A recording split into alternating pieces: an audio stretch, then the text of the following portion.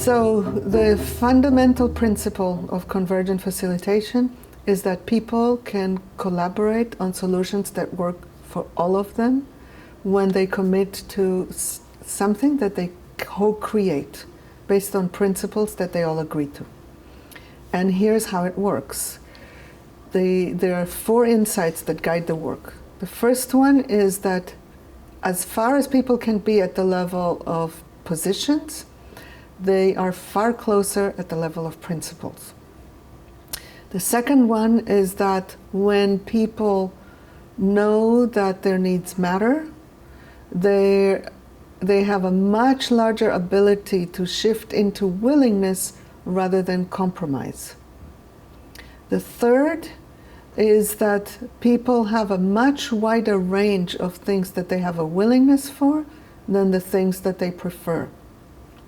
And the last one is when you branch out of either or into a solution that works for everyone, it's easier for people to come together. So these are the core principles, and the way the process works is you bring everyone together to identify the principles, then you set people to work to come up with proposals for how to attend to all these principles, and then in the end you look at which proposals attends to the most principles and needs, and that proposal usually becomes the one that is decided on, that everybody can accept. So what are the differences between your approach and maybe other approaches which might be seen as similar approaches? So I don't know all the approaches that exist in the world, but I can talk about 2 that might appear to be similar. One of them is consensus, which is a process that many people in the activist world use. And the difference between this and convergent facilitation is that in a consensus process there is usually a pressure to agree. Although anyone can block a solution, there is a strong pressure. Don't block, please don't block, come on, stretch, come towards us, agree.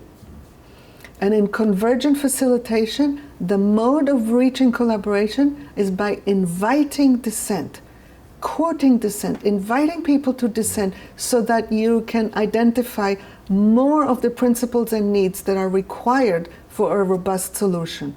So that in the end, when people do agree, it's because everything has been digested and integrated.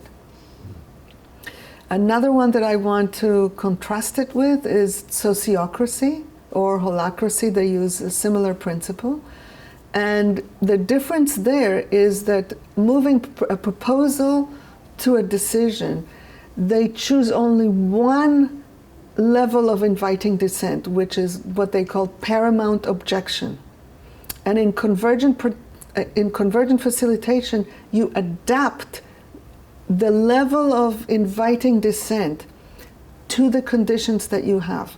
So you will have a much wider invitation to dissent if you have a decision that, let's say, has an effect over 5 years than if it's a decision that has an effect over 2 days. And, or for example, at the beginning of a process, wider opportunity to dissent. When you're close to the end of the process, you narrow the range and you ask only for high-level dissent. So it has more flexibility in that way, in my understanding, than something like sociocracy. I can't say that I'm familiar with all the processes, but these are the kinds of examples for what's different about it. In what way do you see your approach as being powerful and transformative in the world today? A lot of decisions are made in groups that are at least partially homogeneous. So there is kind of already some amount of agreement.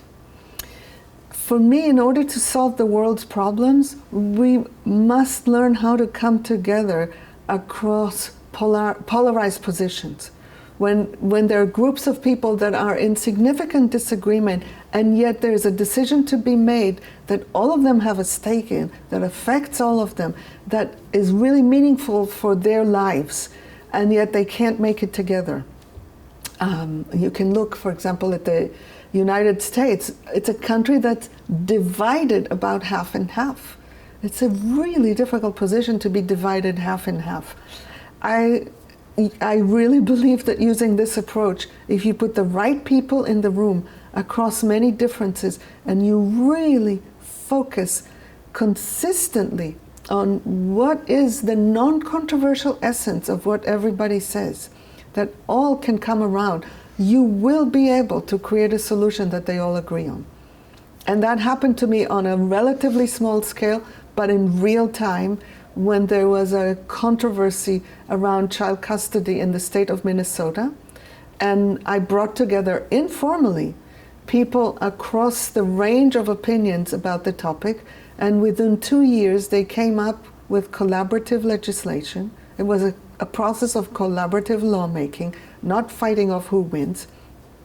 They co-created legislation that they all agreed on, and it passed just about unanimously both in the House and in the Senate in the state of Minnesota and became law.